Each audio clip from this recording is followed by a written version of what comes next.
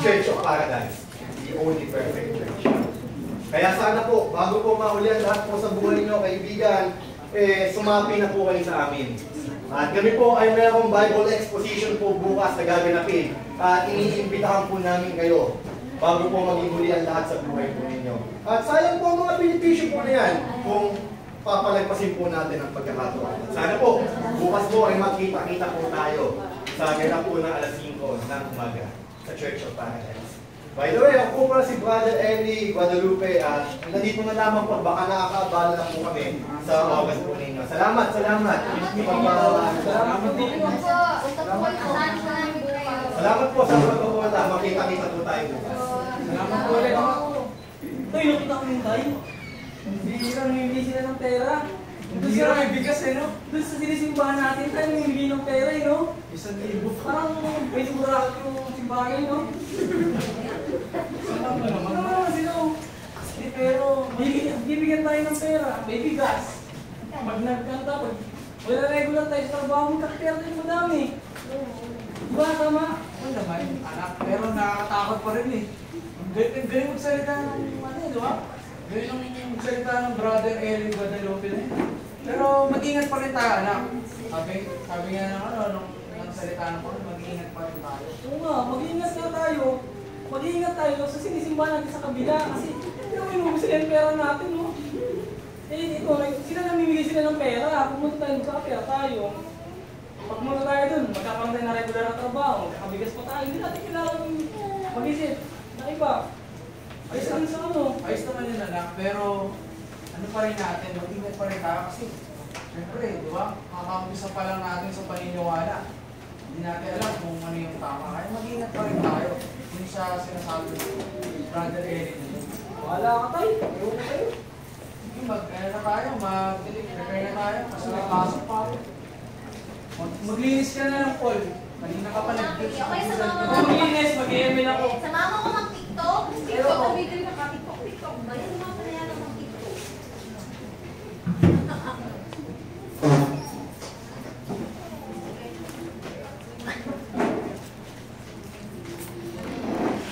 Muli po, isang mapagpalang umaga po sa ating lahat.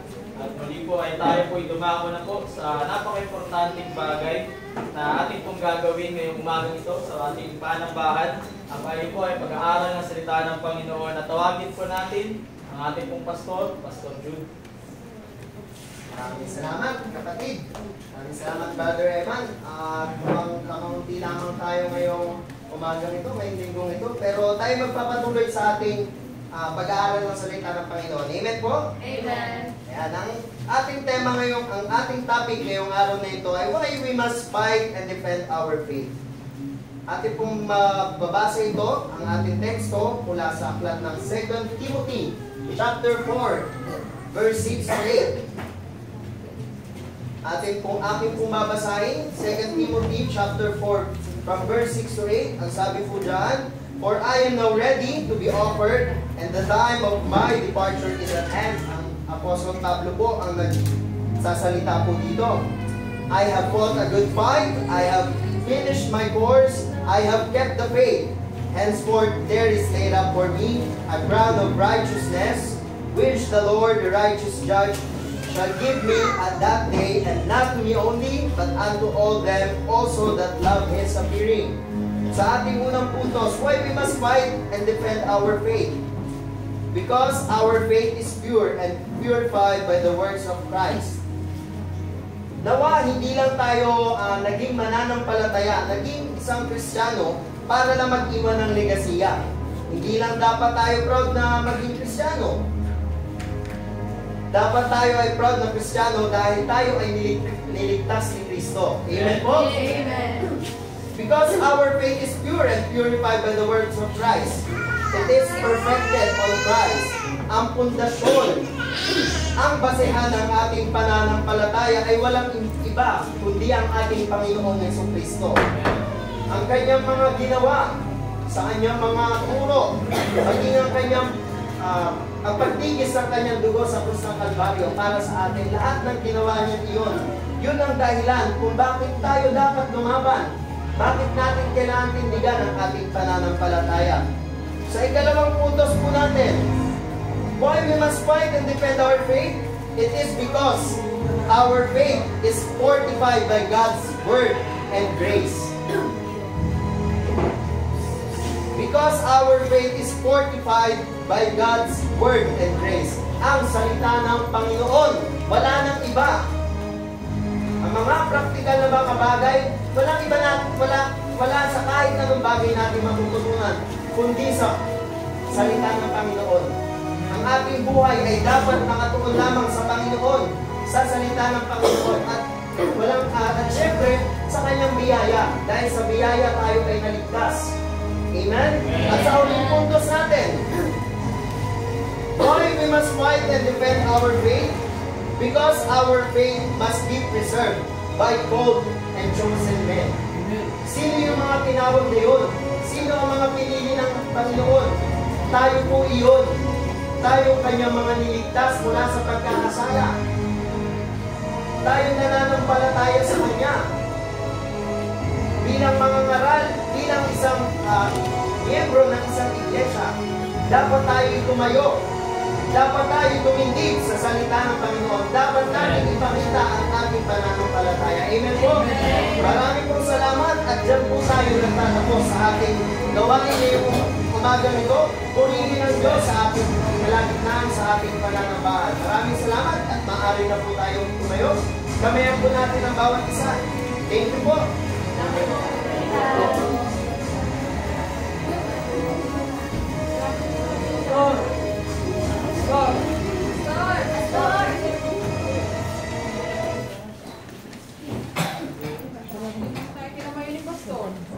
Hindi ako ng pastor ngayon, sarap sa panin eh.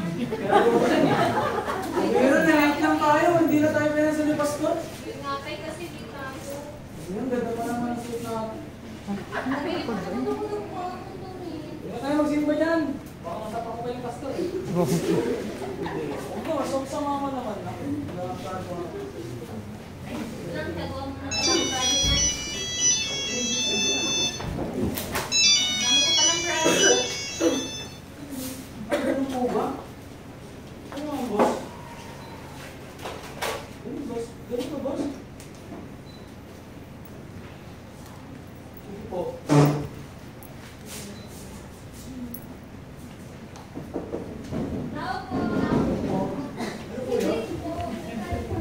Wait, yung ano po, patid po ha, gusto yung ano, yung mga classmate ko. Wait lang po sa, Stress kaya. yung ano ko, yung alam ko. Uy, kaya kayo rin. Mahirap. Nay! Oh, Hello, pre! oh, sige. Emen tayo. Wala akong ginagawa ngayon. Gawa mo na ako project na. Ganun po ba? Tara, game. Ang dami natin project. Ay, dapat stress eh. Yung mga bata. Mahal. Oh. Magkakaroon ako ng isang trabaho. Basahin niya. Ay, naku, pinanabalik mo. Kasama mo yan. Kaya mag-ingat pa tayo eh. Ilang linggo na tayo ng araw na nag-aaral. Ay, alam mo ba, may bakit birthday?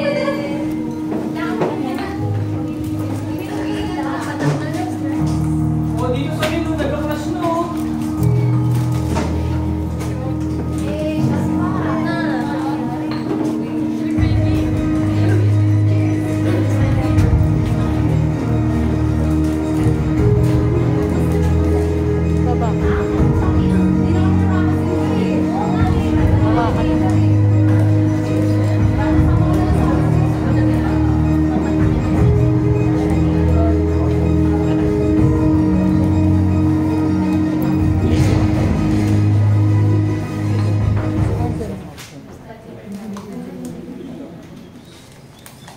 Minsan ba ay natanong na natin ang ating mga sarili kung sapat na ba ang ating mga ginagawa sa Panginoon? Bakit kaya kailangan nating huminto sa mga pagsubok at hamon? Habang nagbubulay-bulay ka sa mga oras na ito, sana mapansin at maisip mo na baka kulang ang iyong tuon sa ating Panginoon.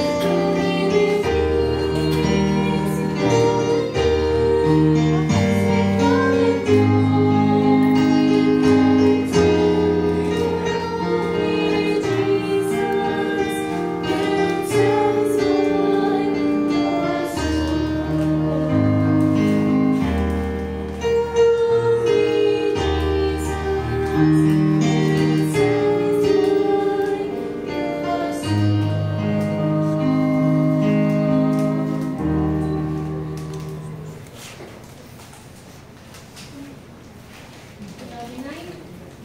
Dami nangyari. Naging busy tayo. Naging busy ako. Naging busy ako dun sa schoolworks. Tapos, di pa tayo nakakapagsimba. Akala ko ba na, yung feeling ko, akala ko nga, ang masaya na hindi magsimbi. Kasi wala naman nagbabawal sa'yo. Walang nangangailan sa'yo.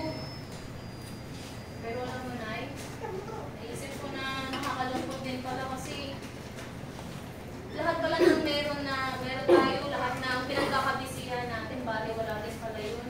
Kung wala naman talaga si Kristo sa buhay natin. Yun na anak, at na-realize ko din, yung mga nakarang araw, busy ako sa pag-aasikaso sa inyo. Hindi ko na na-prioridad yung ang ating Panginoon. Hindi ko na kayo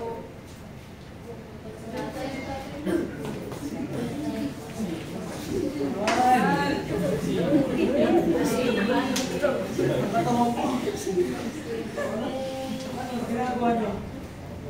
nag-uusap si Jibel. Itong mga nakaraang araw, ay busy tayo. Ikaw, hindi ka na nakakausapay. Pagkakaon mo. Saka you will face sa kanyang Oy, Paul, kung ganito ka naman dito. yan. Paul, Isang pang anak. usap ng nanay mo, saka kapatid mo. Yan ay pisali dito yan. Puro ML ng ML.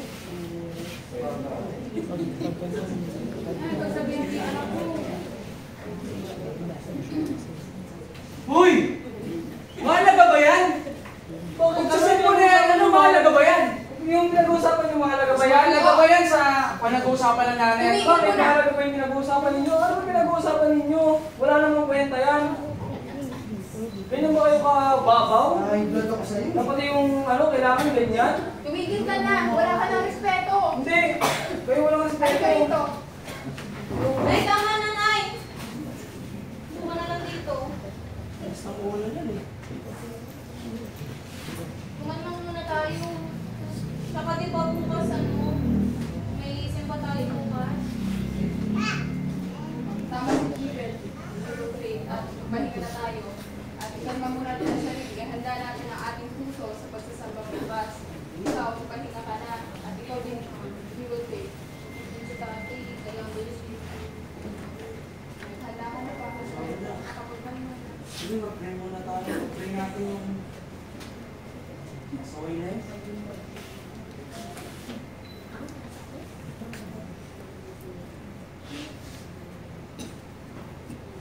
Handa pa tayo bukas. Nanda na po.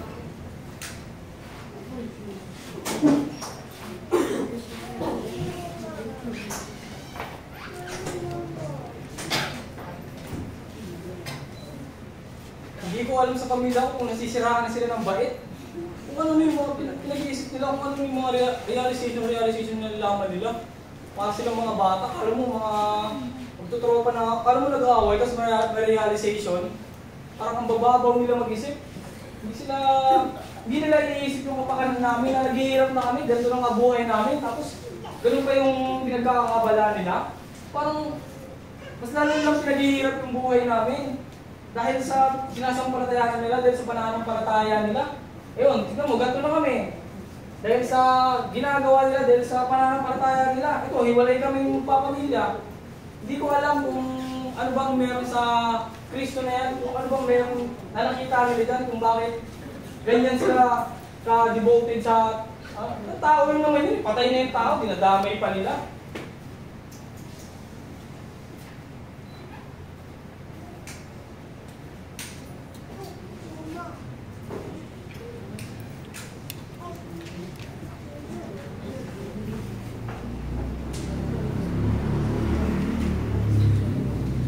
Isang mapagpalang umaga po sa ating lahat. Muli po ay tayo po idadako na po sa pag-aaral ng salita ng Panginoon. Nawa po lahat po tayo ay handa na po na makinig at matuto. At tawagin po natin ang ating pong pastor, Pastor Jude. Brad. Hallelujah. Amen. Maraming po salamat muli sa ating lahat. At maraming po salamat sa paglalaan ng oras sa ating panambahan ngayong linggo ito. Nawa po, handa tayo makinig ng salita ng Panginoon. Amen? Amen. Ayan, maraming po salamat. At sa oras na ito, tayo po idadako sa ating pag-aaral ng salita ng Panginoon sa aklat ng Hebrews, chapter 10, from verse 22 up to verse 25. Ang sabi po dyan sa salita ng Panginoon, "Let us draw near with a true heart in full assurance of faith, having our hearts sprinkled from an evil conscience, and our bodies washed with pure water. Let us hold fast the profession of our faith." Ulitin po natin yan. "Let us hold fast the profession of our faith without wavering, for He is faithful that promised. And let us consider one to another to provoke unto love and to good works, not forsaking the assembling of ourselves together as the manner of some is, but exhorting one another, and so much the more as you see the day approaching." Ang pag-aaralan po natin ngayong araw na ito ay patungkol sa the cycle of our faith. Bakit nga ba tayo nandito sa ating pananampalataya nito? Bakit tayo naging Baptist? Bakit ikaw ay naging isang mananampalataya? Bakit nga ba? Sa palagay nyo, minsan napapaisip tayo, ano nga ba yung rason? Bakit ba natin pinaninindigan itong pananampalataya nito?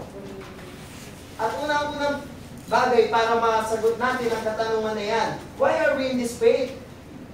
We are here to be educated in our faith. Kailangan nating magkaroon ng pag-aaral o tayo matuto sa salita ng Panginoon. Amen? At para tayo ay matuto patungkol sa ating Diyos, unang-una, consistently reading our Bibles, having our personal devotions, paglalaan ng oras sa pakikipag-usap sa ating Panginoon, pakikinig ng mga mensahe na inihatid sa atin ng mga mangangaral ng ating pastor. Amen? Because we are here to be educated in our faith. Ngayon ba sa mga oras na ito, nandito ba kayo upang matuto? Amen. Sa ikalawang bagay, we are here to exercise our faith.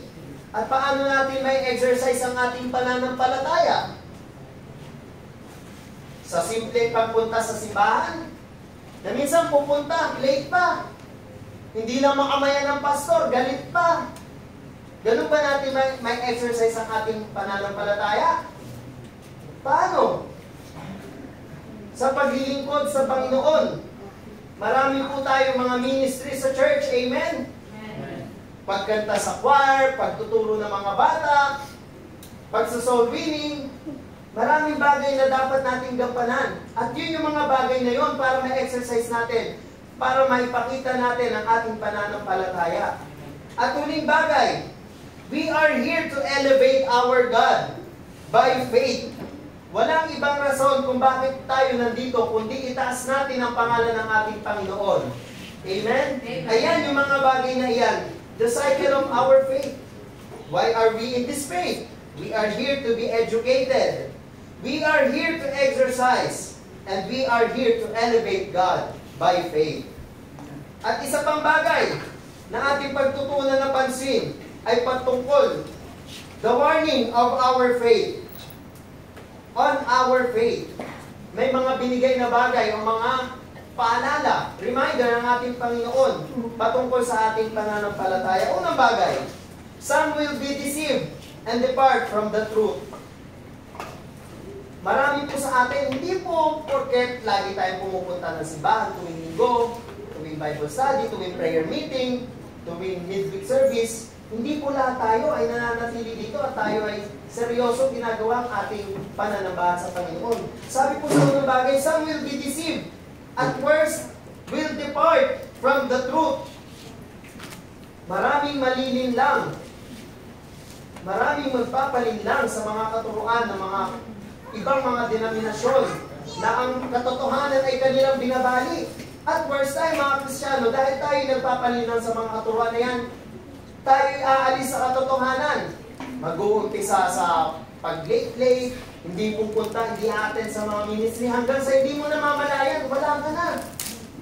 Iba na nasa isip mo. Tuluyan ka ng lumayo sa Panginoon.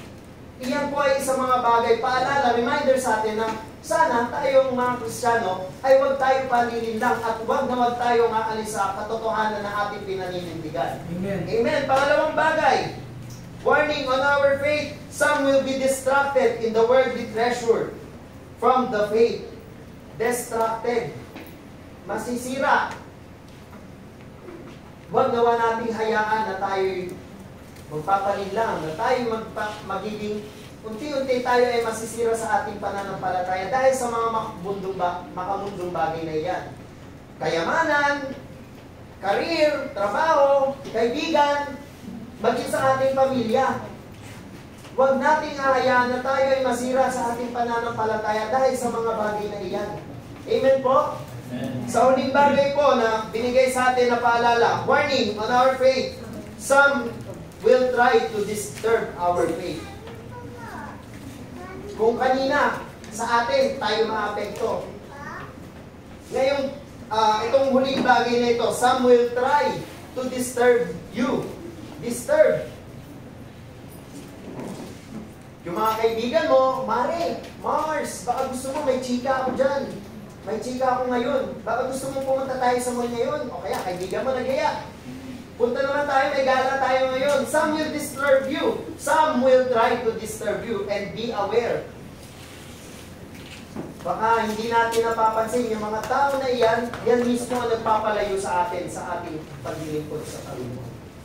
Amen? At yan po yung mga bagay na iyan na naisipatin sa atin ng ating Panginoon. Tayo po'y tumayo lahat. At tayo po'y magkamayan. Sa oras na ito, tayo po'y tapos saan na sa ating pananambahan.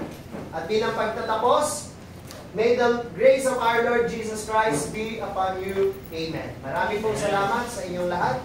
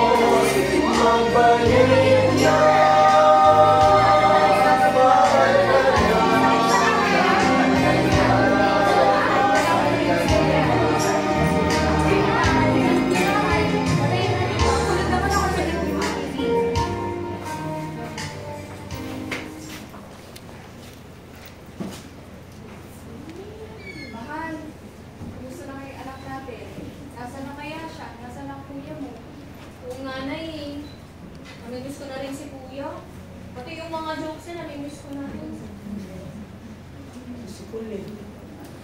Lahat naman ng ginawa natin para sa ikabubuti niya. Para lang hindi siya mapahamak. Yung mga pagtutuwid sa atin.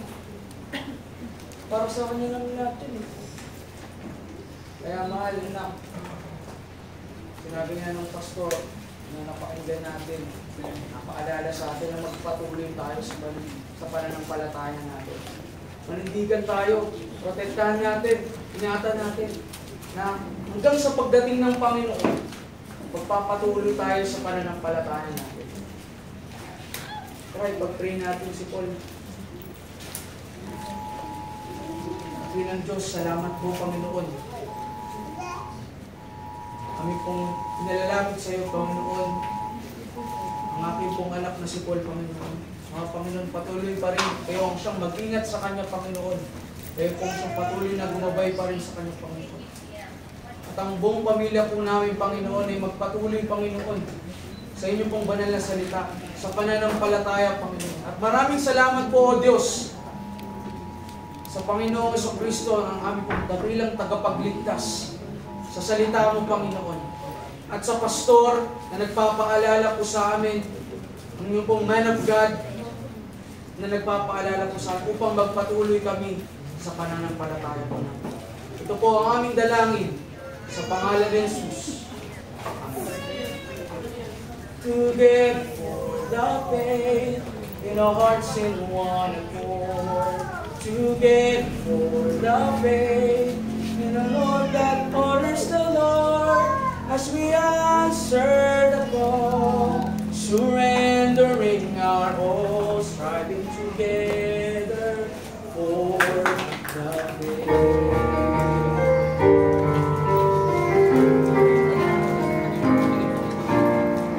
One by one He calls us as the gospel is heard. Two by two we go forth, supported by God's word. The harvest fields are wide,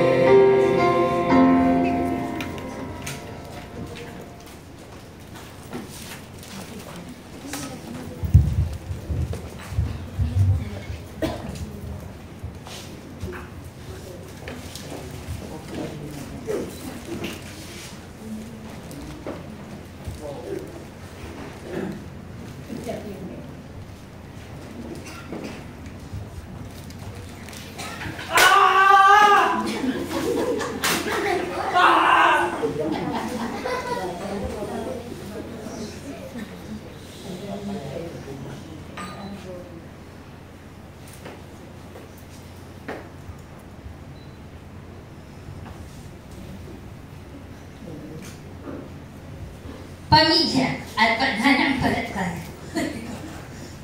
Mga nagsipagano, ang pamilya Perfecto. Preacher Paul bilang Ernesto. Gian Totica bilang Nanay Yolanda. Mga anak, Jewel May Francisco bilang Faith at Daniel Totica bilang Paul. The Church, Sherwin and Rosa bilang Pastor Jude. Evan Peñagas bilang Church Deacon. Diana Mascarillas,